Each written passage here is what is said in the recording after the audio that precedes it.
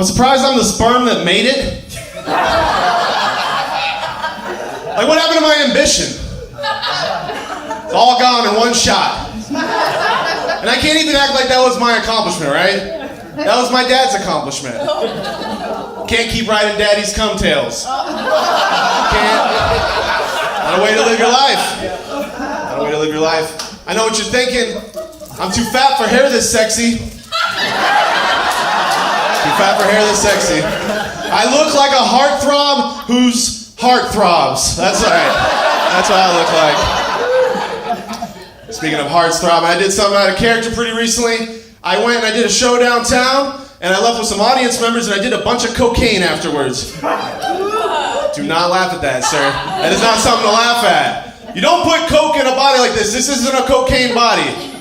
This is an antacid body. This is I've had something spicy to eat and I need to lay down body. You don't put cocaine in a body like this because then the world doesn't get an Uncle Buck too. That's...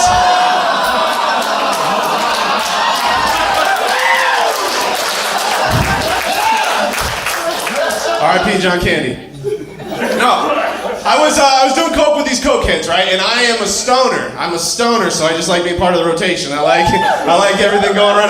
I was doing way too much cocaine. I don't know how much I was doing. I don't know cocaine measurements. I only know fat boy measurements because I'm a fat boy. So I would say I did enough cocaine to powder one donut. One powdered donut of cocaine, please. That's all I can handle. All I can handle.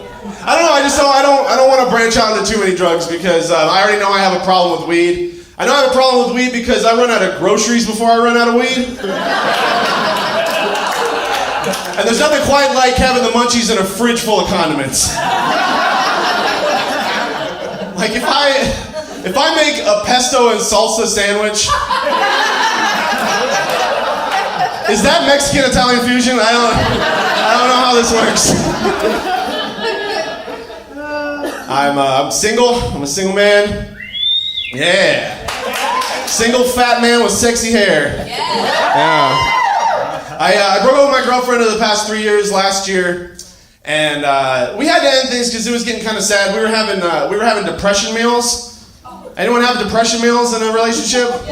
Yeah. Our depression meal was a gingerbread house that we didn't even build.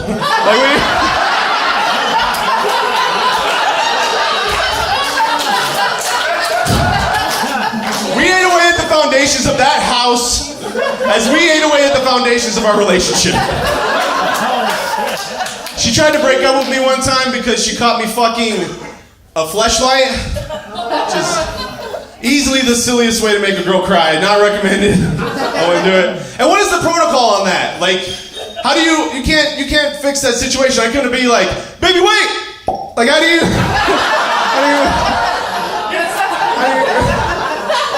And of course I finished. I warmed it up in the sink for 20 minutes. Come on. That's how they work.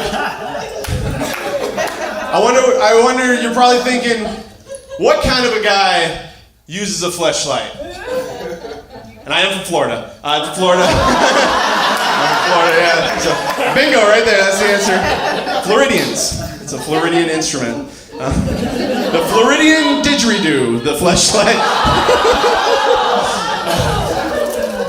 No, I grew up in Florida, and when you grew up in Florida, you have a racist grandfather. That's just, that's how well, let's be honest, I'm white, so I have a racist grandfather. That's how it goes. And my racist grandfather, he saw me playing with a Michael Jordan doll that talked, and he looked me in my 8-year-old eyes, and he told me I was going to grow up to be a gay race mixer. Oh. And I had no idea what that meant. I just like Space Jam. Like, what is a gay race mixer? That's just a really awesome party that I am not invited to. Nobody wants me there. It happens on a boat, I assume. With neon wristbands. It's a bunch of beautiful men of all shades of color wearing all white for the contrast. That's how it goes. No, I grew up in Florida, and when you grow up in Florida, it's kind of frowned upon to be a boy who cries. And I was a sensitive lad under a hot sun, so I cried a lot. Cried a lot.